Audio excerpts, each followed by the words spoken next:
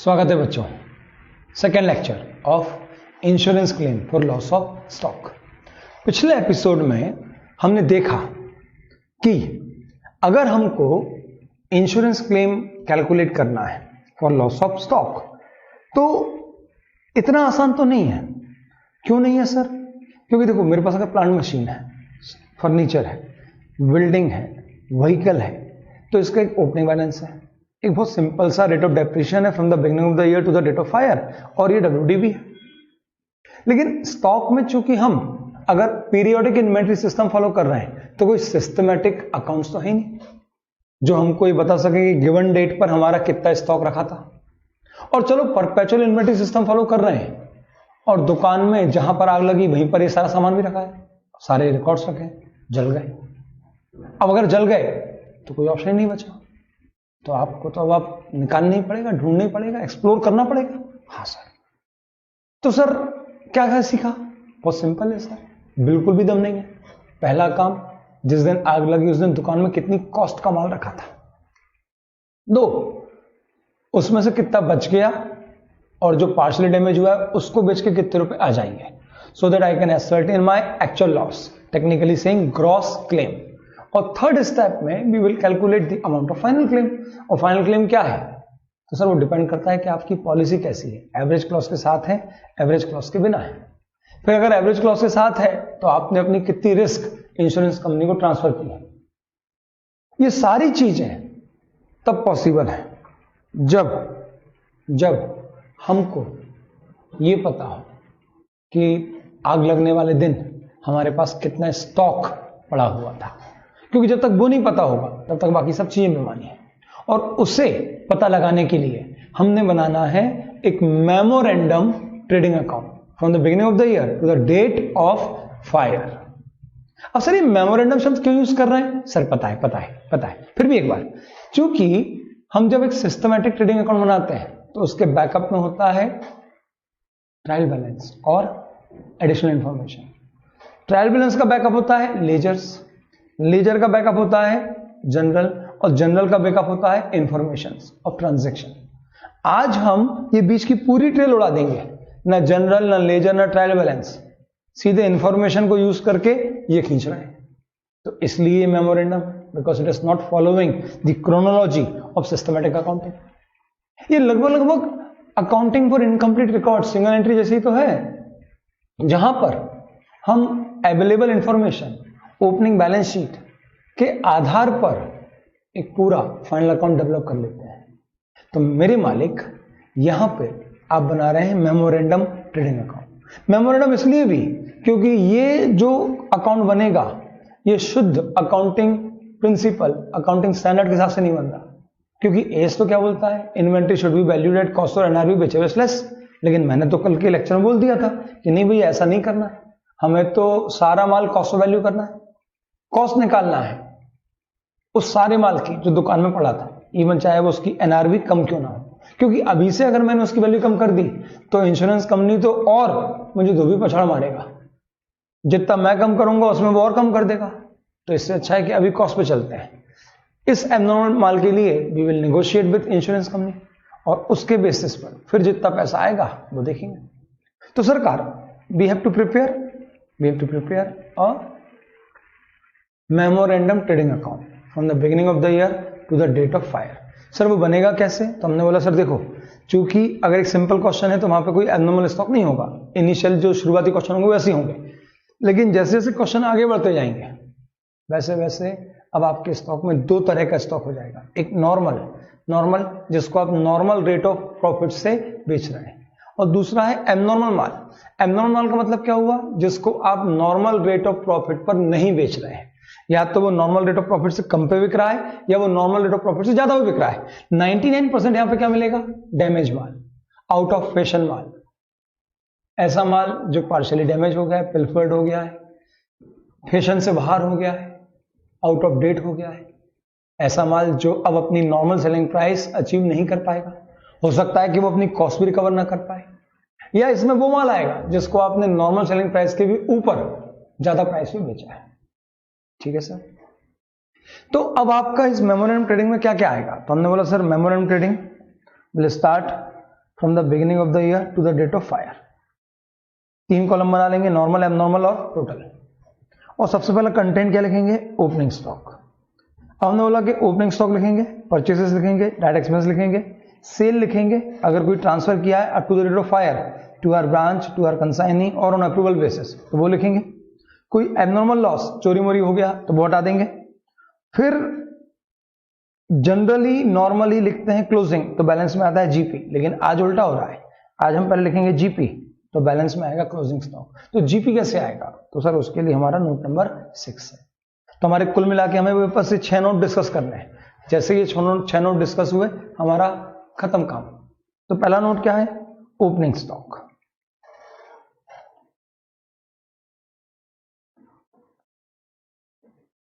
Note 1,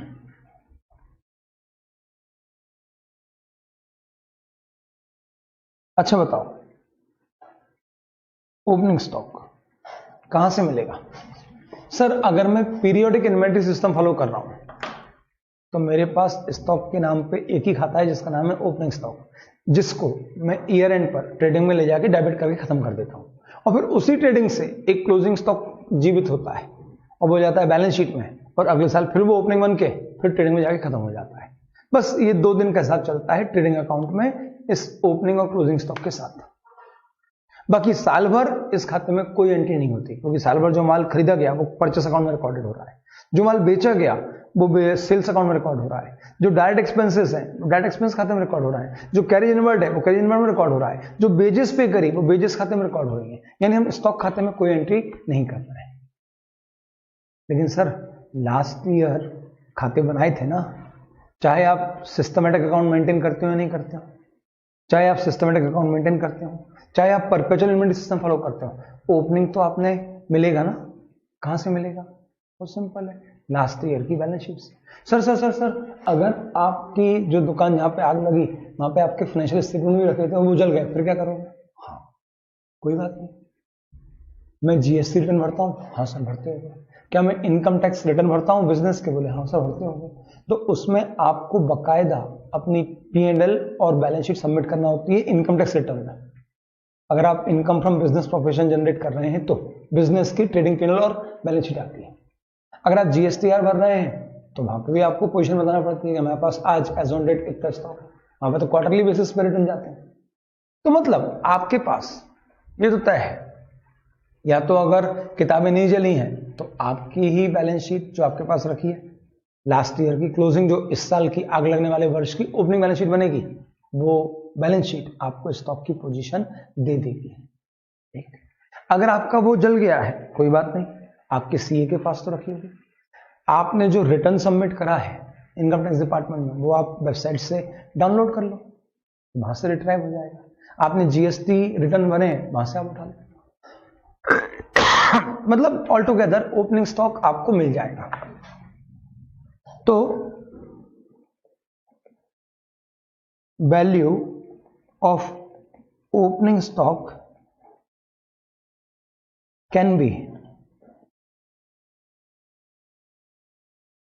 obtained from closing balance sheet of previous year immediate before fire। कौन सा साल?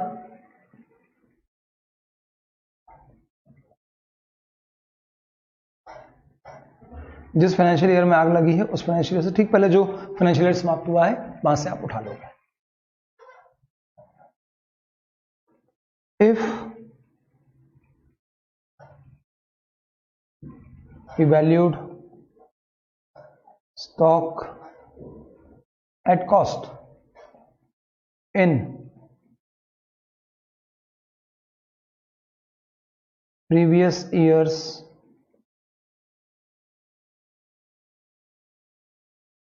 financial statement, then the same amount will be copied and recorded in memorandum trading account. कब? If we valued stock at cost. If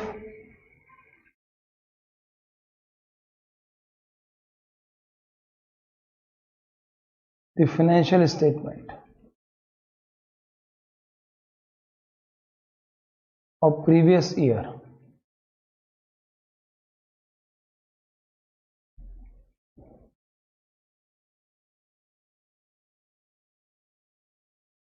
is not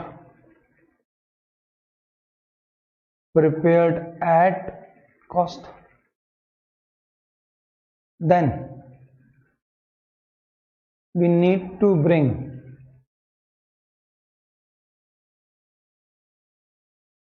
such value of stock at cost price. ये क्या था sir? अरे कुछ नहीं, question खेलता है ना कई बार अपने साथ, तो बस वही खिलौना है. जैसे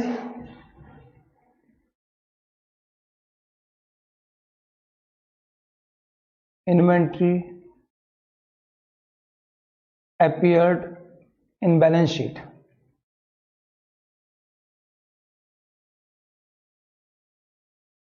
of previous year rupees 270,000. Balance sheet में इन्वेंट्री क्या पे अपेयर हो रही है? 270,000 पे.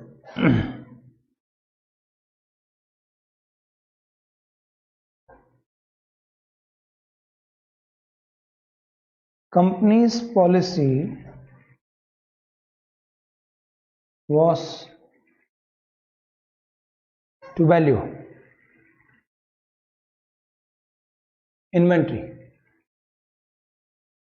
at 90% of cost. भाई हमारी पॉलिसी थी कि हम इन्वेंट्री को कॉस्ट के 90% पे वैल्यू करते हैं.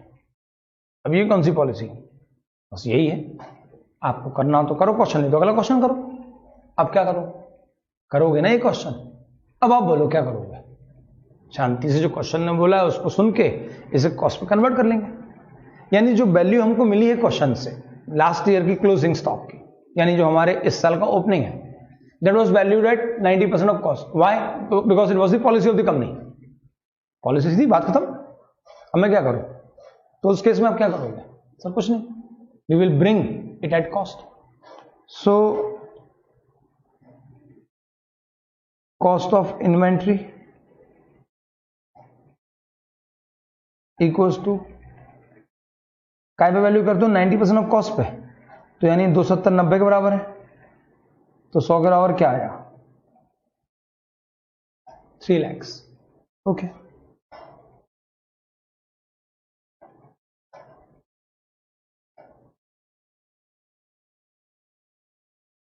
एक और example. Company valued their stock at that 120% of cost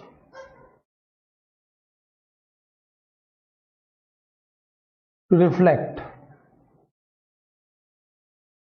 market price. हाँ सर ये तो अकाउंटिंग स्टैंडर्ड के विरुद्ध है. तो अभी आप क्या एस का आंसर दे रहे हैं? क्या आपसे ये पूछा जा रहा है कि भैया बताओ कंपनी का जो अकाउंटिंग है वो एस के हिसाब से है या नहीं है? नहीं ना. अभी क्या आंसर दे रहा हूं, तो शांति से उस पर कंसंट्रेट करो. वो आपको ऐसी चीजें घुमाएगा, आप लेकिन कॉस्ट पे अड़े रहना. उसने बोला कॉस्ट के नीचे वैल्यू है, तो भैया हाथ देकर उसके ऊपर खींच लो, आजा कॉस्ट पे. अगर वो कॉस्ट के ऊपर है तो खींच के उसे नीचे ले आओ. कहां पे? कॉस्ट पे.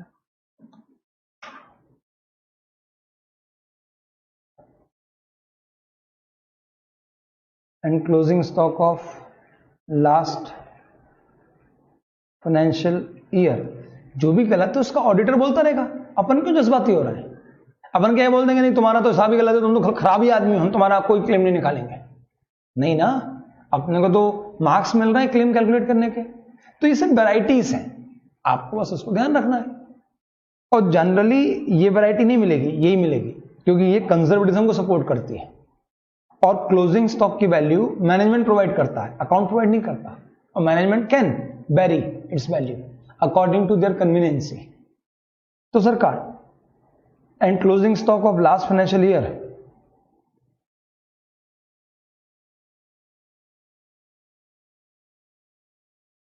showed balance of 288,000। अब इसका आप आंसर क्या दोगे? 2,88,000 value of stock equals to 120% of cost. So cost equals to 288 divide by 120%, 240। ये हो गया हमारा आंसर। अपन क्यों जज्बाती हो रहा है? सिंपल है ना, कॉस्ट पे लाना है, बस ये हमारा मूल मंत्र है। अगर आपने हमें ओपनिंग स्टॉक कॉस्ट पे नहीं दिया है तो we have to bring it at cost only.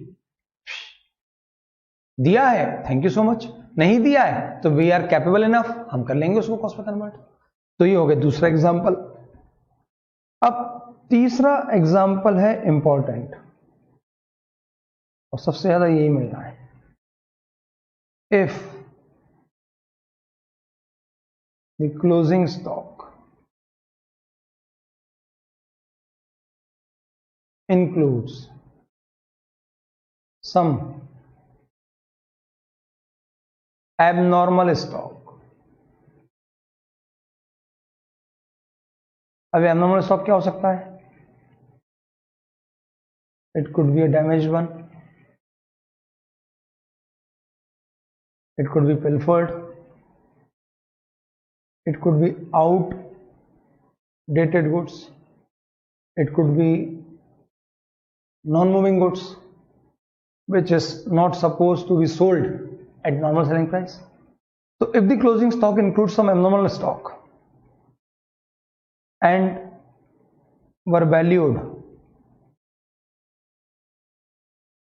below its cost,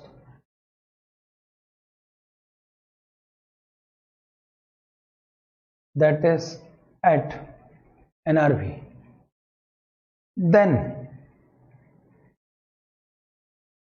we should segregate। भैया segregate की स्पेलिंग गलत हो सकती है, I am so sorry, Hindi medium. segregate पता है, segregate की स्पेलिंग में थोड़ी गड़बड़ है। तो we should segregate opening stock in two parts।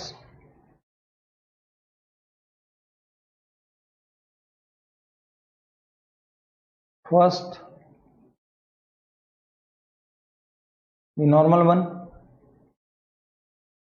which was already valued at cost, and second, the abnormal stock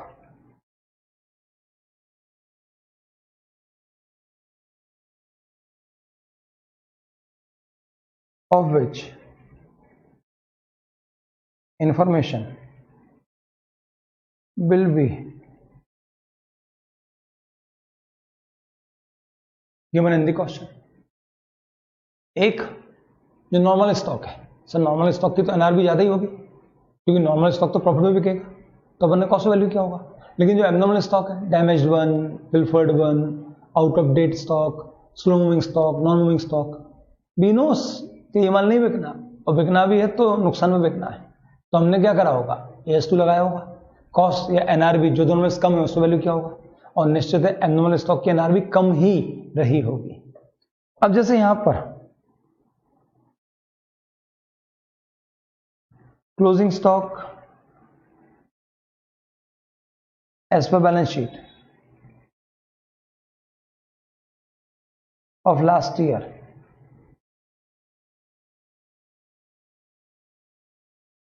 $57,500, which include 1. Damaged goods,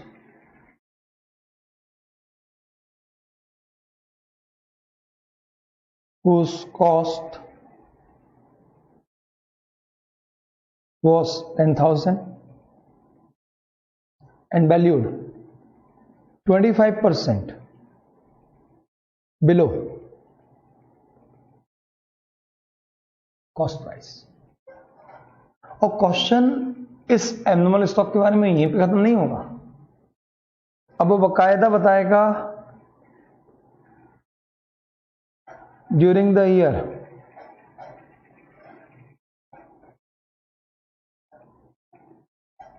up to date of fire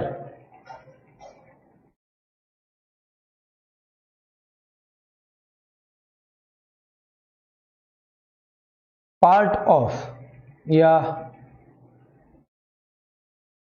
60% stock were sold during the year up to the date of fire. 60% stock, 60% of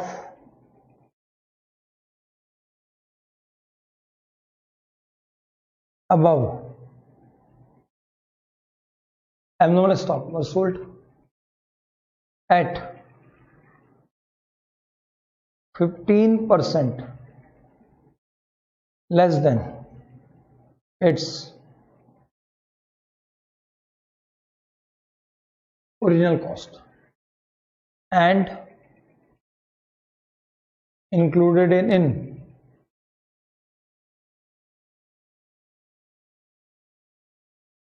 total sales of rupees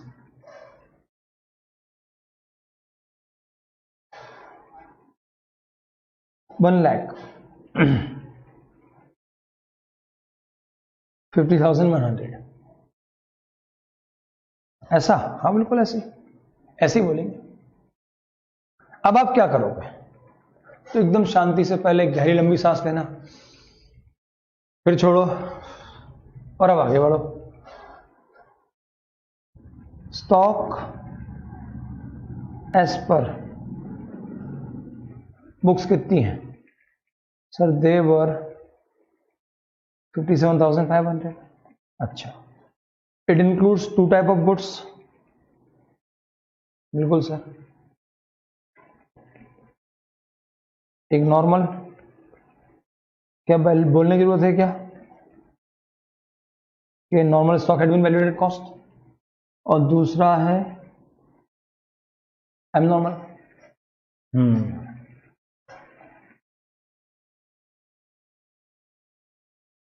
valued at क्या पे value किया sir? Actual amount तो नहीं दिया लेकिन indirectly they दिया। Indirectly बोला कि उसकी कॉस्ट 10,000 थी और हमने उसे कॉस्ट से 25% कम पे वैल्यू किया है। कॉस्ट कितनी थी? 10,000। 10,000 का 25% 2,500, तो आपने वैल्यू क्या पे किया? 7,500 पे। अब 57,500 में 7,500 का माल एबनॉर्मल था जिसकी ओरिजिनल कॉस्ट 10,000 थी, तो जो बैलेंसिंग फिगर बचा वो क्या है sir? That is the normal stock which were definitely valued at cost price. तब आप क्या करोगे? जब यहां पे आओगे तो यहां पे लिखोगे नॉर्मल, और आप एबनॉर्मल भी अभी तो कॉस्ट पे चलाओ। वैल्यू कितने पे किया था? वैल्यू कितने पे किया था? 7,500 पे, लेकिन उसकी ओरिजिनल कॉस्ट क्या है? तो मैंने क्या बोला था कि मेमोरेंडम तो हम पूरा कॉस्ट पे चलाएंगे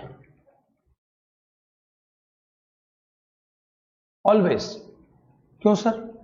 ऐसा इसलिए कर रहे हैं मेरे प्यारे बच्चों ताकि हम अपनी इंश्योरेंस कंपनी को तो जो हमारी कॉस्ट है वही कम्युनिकेट करें, ताकि जब निगोशिएशन हो इस एग्रीड क्लेम पर तो हमारा जो कंपनसेशन का अमाउंट है वो थोड़ा सा ठीक ठाक आए। अगर हमने पहले इसकी वैल्यू कम कर दी तो इंश्योरेंस कंपनी तो साफ मुकर जाएगी इस माल पे, बोलेगी छड्डो, ये तो वैसे भी नहीं बिकना था, सड़ा माल था, अच्छा हुआ आग लग गई, नहीं तो डिस्पोजल में खर्च करना पड़ता तुमको। तो ऐसा बोल सकते हैं बिल्कुल।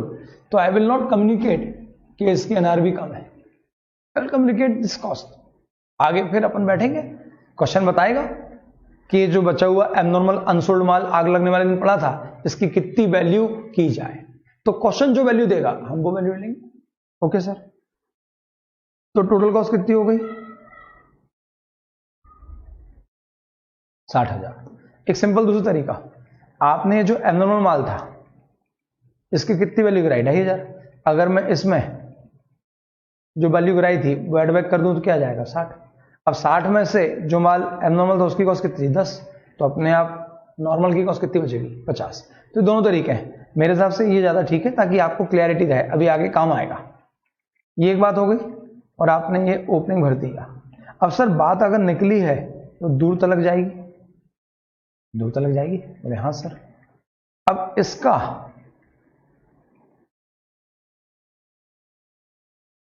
60% माल सोल्ड अप टू फायर। तो जो माल बिक गया एबनॉर्मल का, उसकी कॉस्ट क्या थी? सर 6,000। कुल माल का 60%, तो 10,000 का 60% 6,000। और इसे काय पे बेचा गया है? 15% less than its original cost. और 90% क्वेश्चन में ये शब्द मिलेगा।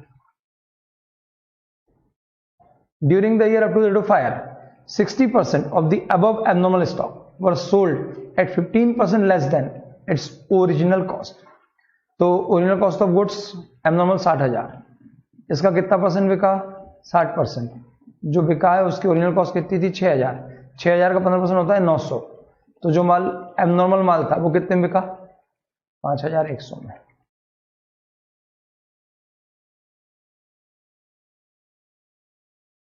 पांच 40%।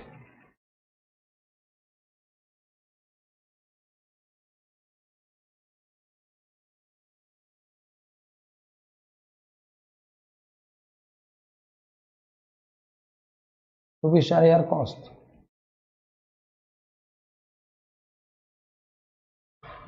Still unsold. तो जब मैं ये बनाऊंगा तो इसमें जो एबनॉर्मल स्टॉक है वो 4,000 की कॉस्ट का बचेगा, क्योंकि आपने कुछ बेच दिया है। वो कहां पे हो जाएगा? यहां पे। अब यहां पर जब करा तो इसका एक फायदा और हुआ, आपकी जो टोटल सेल है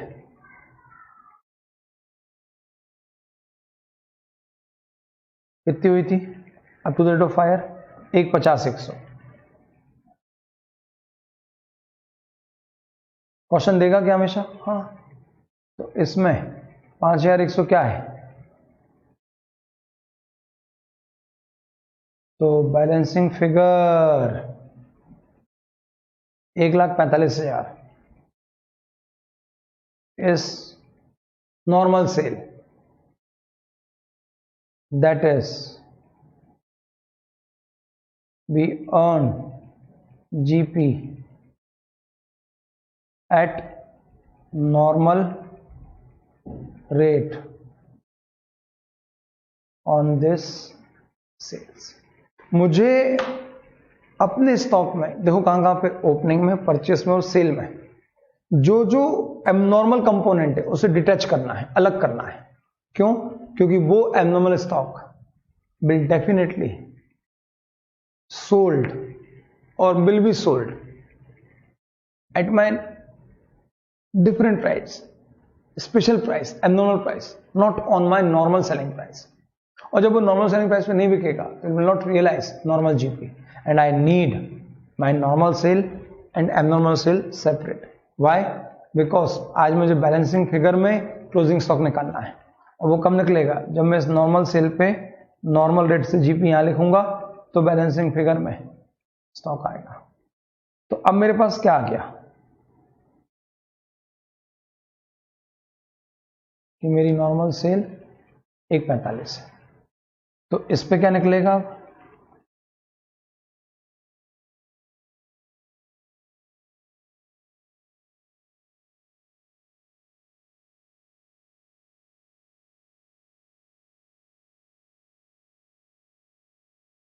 normal GP,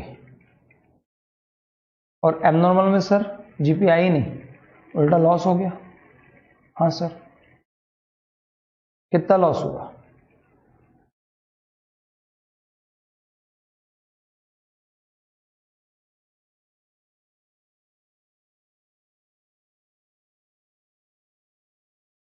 on abnormal stock sir 6000 का 15%, 900 रुपए। आप चेक करो टली हो गया क्या? 5100, सॉरी 5100 प्लस 900 6000 प्लस 4 10000। कॉस्ट पे ले आए? हाँ सर, कॉस्ट पे ले आए। अब अगर लेकिन क्वेश्चन बोले कि जो बचा हुआ नॉर्मल स्टॉक है, एबनॉर्मल, जो बचा हुआ एबनॉर्मल स्टॉक है, ये तय हुआ है कि वो भी उसी प्राइस पे रियलाइज होगा जिस पे अभी 60% माल बिका था, तो फिर आप क्या करोगे? ये जो क्लोजिंग स्टॉक है ऑफ एबनॉर्मल गुड्स, उसको 85% पे वैल्यू करोगे, तो इससे क्या मिल जाएगा?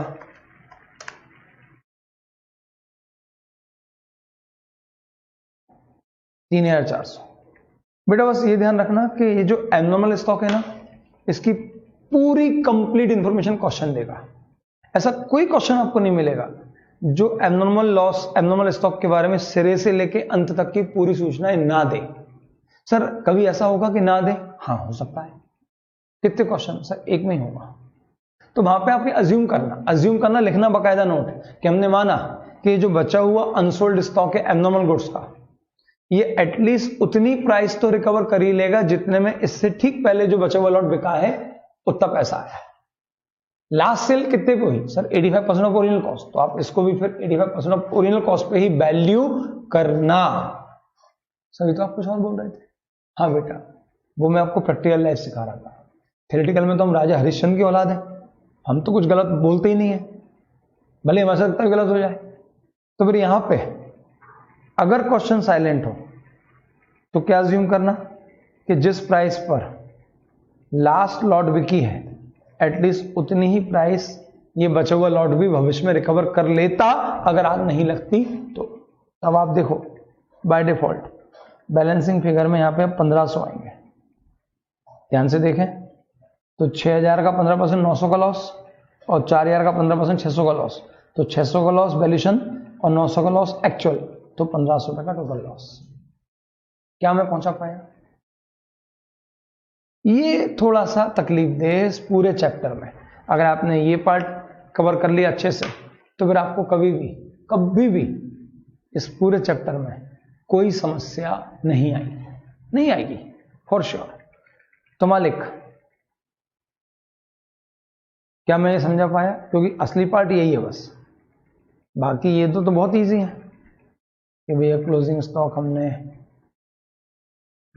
हमने कॉस्ट के ऊपर वैल्यू किया या कॉस्ट के कम वैल्यू किया, तो डिवाइड बाय 90 या 120 करा और आंसर आ गया।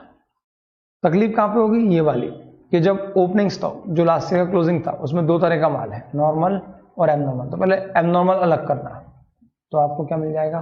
नॉर्मल।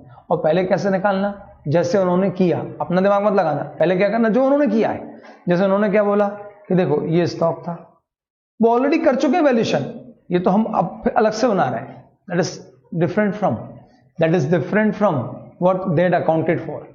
अकाउंट में वो क्या कर चुके हैं? लास्ट ईयर वैल्यू किया 57,500 का, और 57,500 आई कैसे वैल्यू? तो बोले सर इसमें एक एबनॉर्मल स्टॉक था जिसकी ओरिजिनल कॉस्ट कितनी थी? 10,000, और उसे ओरिजिनल कॉस्ट के 25% कम पे वैल्यू किया गया था। तो इस 57,500 में ये स्टॉक इस वैल्यू पे नहीं है, इस पे वो ऑलरेडी कर चुके हैं, आपको वापस से कॉस्ट पे लाना है। तो 57,500 में से एबनॉर्मल माल की वैल्यू कितनी है? 7,500। तो बाय डिफॉल्ट बैलेंसिंग में क्या आ गया? 50,000। ये 50,000 क्या है? सर ये 50,000 है कॉस्ट ऑफ नॉर्मल स्टॉक, क्योंकि इसकी तो एनआरवी कॉस्ट से ज्यादा ही रहने वाली है, ठीक है सर। और बोलो सर, एकदम झमाझम आप बताओ आगे इस एबनॉर्मल स्टॉक के बारे में। अगर कुछ माल बिका है तो वो सूचना भी क्वेश्चन देगा, क्योंकि वो आप अज्यूम नहीं कर सकते। तो क्वेश्चन बताएगा क्वेश्चन कैसे बताएगा, वो कैसे ऐसा बोलेगा कि ये जो एब्नॉर्मल माल है उसमें से इतना % इतने में बिक गया और ये कुल सेल के अंदर शामिल है। तो आप कुल सेल लिखना, जैसे ओपनिंग का ब्रेकअप किया था ऐसे एक्चुअल सेल का भी ब्रेकअप कर देना, नॉर्मल सेल, एब्नॉर्मल सेल। और ये ब्रेकअप बहुत जरूरी है क्योंकि हमें नॉर्मल सेल चाहिए ही चाहिए, क्योंकि उस पर जब मैं normal rate of GP apply करूंगा तो मुझे जीपी का अमाउंट मिलेगा और balancing figure of trading account will provide me closing stock at cost. तो मुझे ये एक्सरसाइज करनी ही पड़ेगी हमेशा हमेशा। ठीक है सर, एक बार फिर समझाऊं क्या, एक बार और देख लो। क्वेश्चन ने बोला कि आपका लास्ट बैलेंस शीट में स्टॉक 57,500 है, फिर उसने बोला कि इसमें शामिल है एक माल जिसकी ओरिजिनल कॉस्ट 10,000 है, लेकिन चूंकि वो एब्सोल्यूट स्टॉक था, डैमेज माल था, इसलिए हमने उसका मूल्यांकन कॉस्ट के 25% कम पर किया था। यानी वो सब कर चुके हैं, हम सिर्फ एक्सप्लोर कर रहे हैं कि उन्होंने क्या किया। तो इस स्टॉक में ये माल 10 पे वैल्यू नहीं हुआ है, बल्कि 10,000 माइनस 25% 7,500 पे वैल्यू हुआ है, ये लिख दिया। अब टोटल स्टॉक जो बैलेंस शीट वैल्यू है उसमें से एब्नॉर्मल की वैल्यू अलग कर दो, तो क्या बचेगा,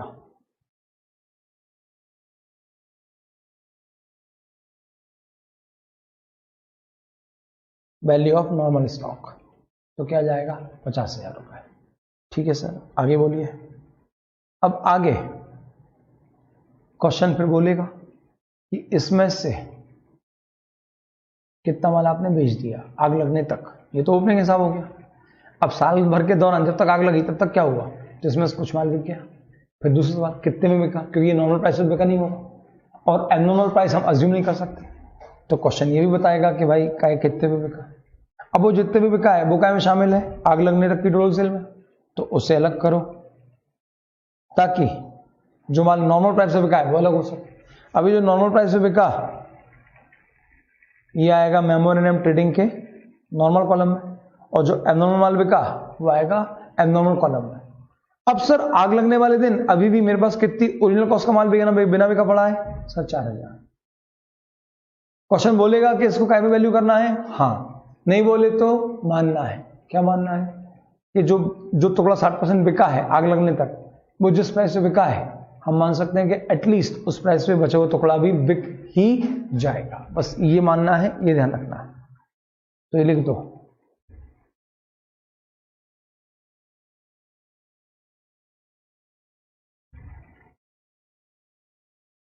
if question is silent for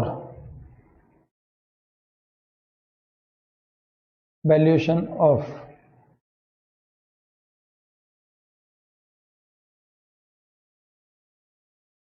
closing stock of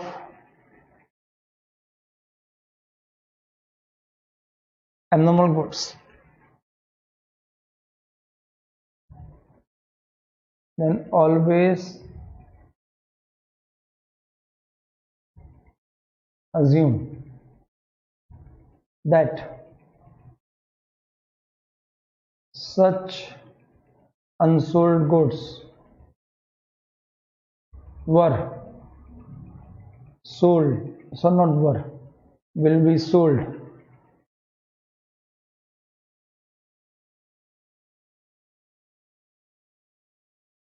at same price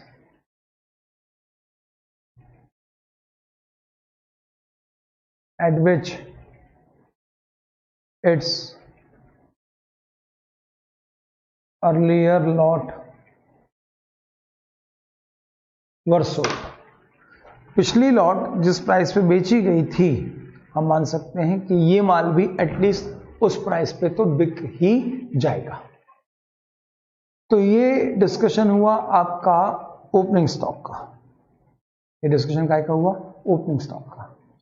अब इसी प्रकार हमें डिस्कशन करना है परचेसेस का, डायरेक्ट एक्सपेंसेस का, सेल्स का। सेल में तो खैर जो भी मैंने डिस्कस किया बस ही करना है, यानी आपकी टोटल सेल में कितना माल ऐसा है जो एब्नॉर्मल प्राइस पे बिका, उसे बताने की जिम्मेदारी क्वेश्चन की है, हमारी नहीं है। और क्वेश्चन अगर ऐसा कुछ नहीं बताता तो हम बिल्कुल अज्यूम करेंगे कि पूरा माल नॉर्मल प्राइस पे बिका है और इस पर हमने नॉर्मल जीपी ही कमाया है। ठीक है sir.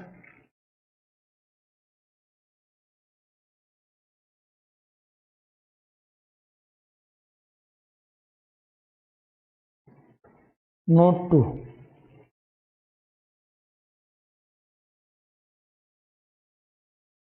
Purchases, amount of purchase will be obtained from purchase ledger और purchase book and cash book. समझ में आ रहा है क्या? देखो अगर परचेज लेजर है तो उसमें क्रेडिट और कैश परचेज दोनों रिकॉर्ड हो गई, लेकिन अगर आपने अभी रिकॉर्डिंग करी नहीं थी, लेजर में पोस्टिंग नहीं करी थी, तो कोई बात नहीं, आपने सारी क्रेडिट सेल कहाँ इकट्ठी करी होगी परचेज बुक में, और सारी कैश परचेज कहाँ इकट्ठी करी होगी कैश बुक में। इन दोनों को जोड़ दूंगा तो मुझे क्या मिल जाएगा? Total purchase.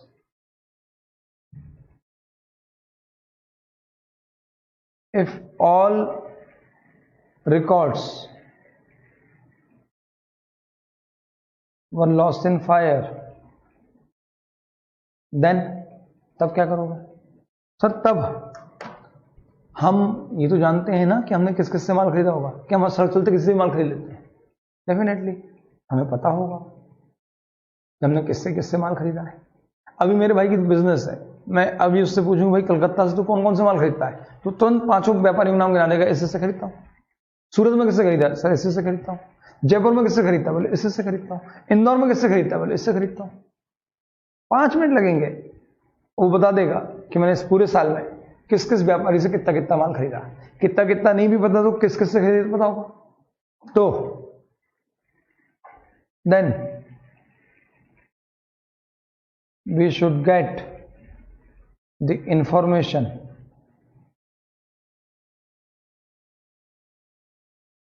फ्रॉम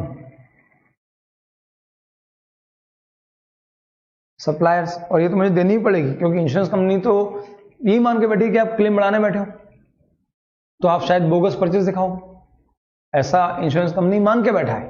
तो आपको उसे सत्यापित करने के लिए इन सारे क्रिएटर से कंफर्मेशन सर्टिफिकेट तो वैसे ही मंगाने पड़ेंगे कि भैया हाँ इस व्यक्ति ने हमसे माल खरीदा था। और अच्छा, आप क्या तो दुकान में आग लग गई तो सारा सामान जल गया, किताबें भी जल गई, लेकिन क्या आपके व्यापारी के यहाँ भी ऐसा हुआ होगा?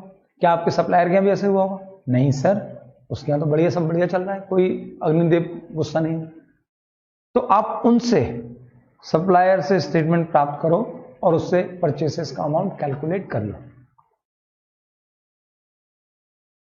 While ascertaining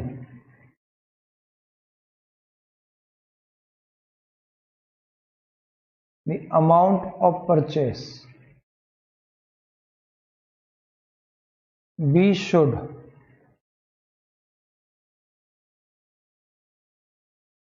consider that purchase only which have been received up to the date of fire। अब सर ये क्या नौटंकी है? अरे लॉजिक लगाओ, मेरे दुकान में आग लगी है 3 अगस्त को, ठीक है, 1 अप्रैल से 3 अगस्त तक मैंने माल खरीदा 12 लाख का, उसमें से 50,000 का बिल ऐसा रिकॉर्ड हुआ है जिसका माल अभी रास्ते में ही है। अब बोलो, जिसका माल रास्ते में है वो दुकान तक पहुंचे नहीं, जब दुकान तक पहुंचे नहीं तो जलने के लिए उपलब्ध कैसे होगा? और आज हम ये ट्रेडिंग अकाउंट बना क्यों रहे हैं? बस यही जानने के लिए ना कि जिस दिन आग लगी उस दिन जलने के लिए कितना माल दुकान में रखा था।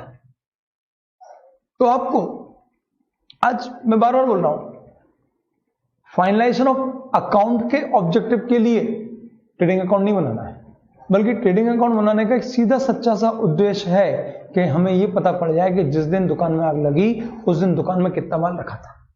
तो अब आपकी परचेज में ऐसा बिल शामिल है जो रिकॉर्ड तो हो गया लेकिन रिसीव नहीं है। अब आप बताओ क्या करना चाहिए? सब सिंपल है, उससे मुझे एक्सक्लूड करना चाहिए, क्योंकि मेरा तो टारगेट आज फाइनलाइजेशन ऑफ अकाउंट है ही नहीं। मेरा टारगेट सिर्फ इतना है कि मुझे माल मिल जाए जो आग लगी थी उस दिन दुकान में कितना था। तो फिर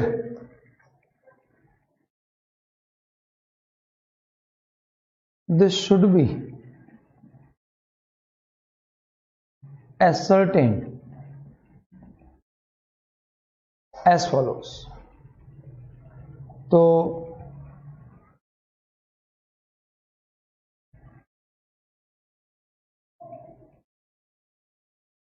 total purchase recorded as per books, तो इसमें माइनस करो purchase recorded but not received up to the date of fire, क्योंकि वो इसमें तो शामिल है लेकिन जलने के लिए उपलब्ध नहीं। अगर वो इसमें शामिल रहा तो closing stock on the date of fire बड़ा अमाउंट का दिखेगा, जबकि उतना माल तो दुकान में था ही नहीं ना जिस दिन आग लगी। और अपना ऑब्जेक्टिव क्या है, ये तो ढूंढना है कि जिस दिन आग लगी उस दिन प्रीमाइसेस में कितना माल रखा था। तो सर ये वो माल है जो इसमें तो शामिल है लेकिन रखा नहीं था। अगर मैंने यहां से नहीं हटाया तो ये बढ़ेगा और ये बढ़ेगा, तो बैलेंसिंग फिगर में ये भी बढ़ जाएगा। तो मुझे ऐसा नहीं करना है, तो फिर मुझे इसको बराबर ही पिलाना पड़ेगा। ठीक है सर। तो सर फिर आपको ऐसा माल ऐड करना पड़ेगा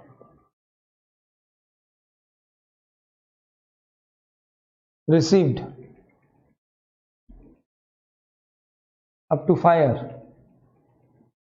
and included in closing stock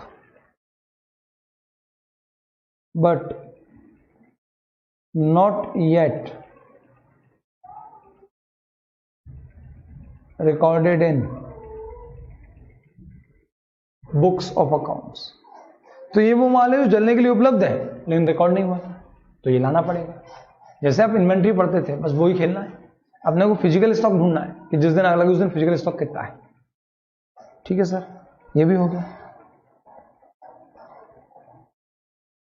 goods used for personal purpose. अगर हमने आग लगने की डेट तक कोई ड्राइंग की है, अरे भाई मैं समझ लो तेल का बिजनेस कर रहा हूं, सनफ्लावर ऑयल बेच रहा हूं, क्या याद करो, हाँ। तो अब जो सनफ्लावर ऑयल में बेच रहा हूं तो मालिक लॉजिकल है ना कि मैं घर के कंजम्पशन के लिए तेल बगल वाली दुकान से नहीं लाऊंगा, बल्कि मैं तेल अपने दुकान का यूज करूंगा क्योंकि मुझे कॉस्ट में मिल जाएगा, जबकि बगल वाला दुकानदार प्रॉफिट भी कमाएगा। हाँ सर। तो फिर अब मैं क्या कर रहा हूं, मैं 2 कनस्तर घर ले गया। ये 2 कनस्तर मेरी परचेस में शामिल थे, लेकिन क्या ट्रेड के लिए अवेलेबल है, बेचने के लिए उपलब्ध है? नहीं। तो मैं क्या करूंगा, उतना माल परचेस से कम करके ड्राइंग खाते में डेबिट कर दूंगा और एंट्री के घूमेगी drawing account debit to purchase. तो अगर ऐसा कुछ माल है जो मैंने पर्सनल कंजम्पशन में यूज कर लिया है तो उसे माइनस करो। तो स्टॉक सप्लाइड एज सैंपल और इश्यूड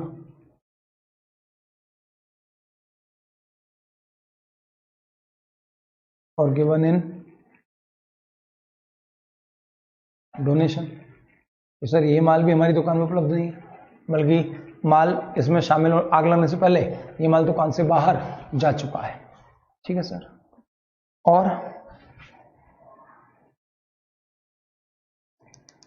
और क्या हो सकता है,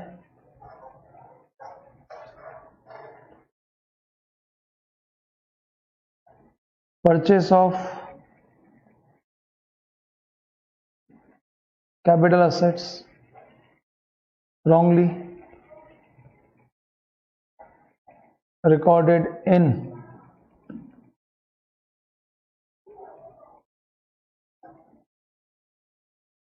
परचेस लेजर। तो ये भी माइनस करोगे।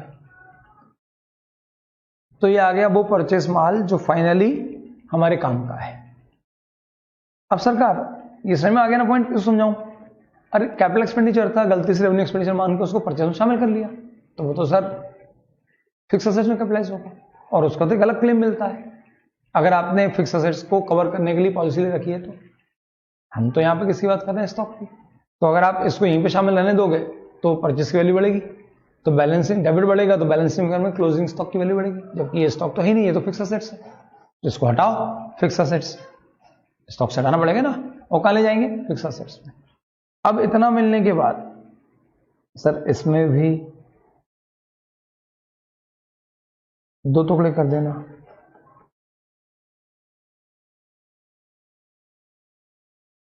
और नॉर्मल स्टॉक हमेशा बैलेंसिंग में निकालना।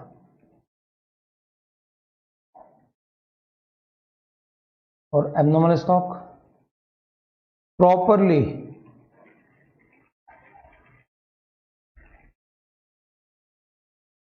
Informed by the question.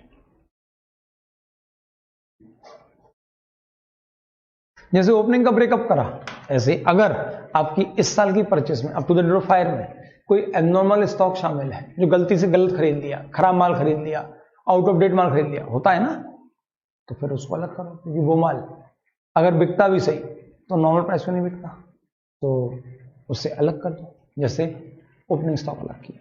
तो सरकार अभी इस लेक्चर में हमने ये 2 चीजें डिस्कस की हैं। सर ये जो है बड़ा आसान है, इसमें 2-3 लाइनें हैं, ये भी है बड़ा आसान है। जैसे हमने अभी परचेस में ये 3-4 पॉइंट लिए थे, ऐसे ही सेल्स में हो जाएंगे।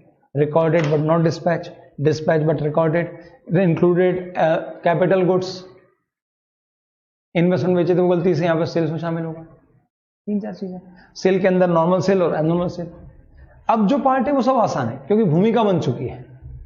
तो प्रोबेबली कल एक लेक्चर और लेके इसकी पूरी थियरी खत्म कर देंगे, पूरी तीनों स्टेप खत्म हो जाएंगी, और फिर एक लेक्चर में इसके प्रैक्टिकल खत्म हो जाएंगे। क्या बात कर रहे हो, हाँ सरकार, इसकी थियरी ज्यादा टाइम लगेगी, प्रैक्टिकल तो यूं खट खट खट खत्म होते जाएंगे।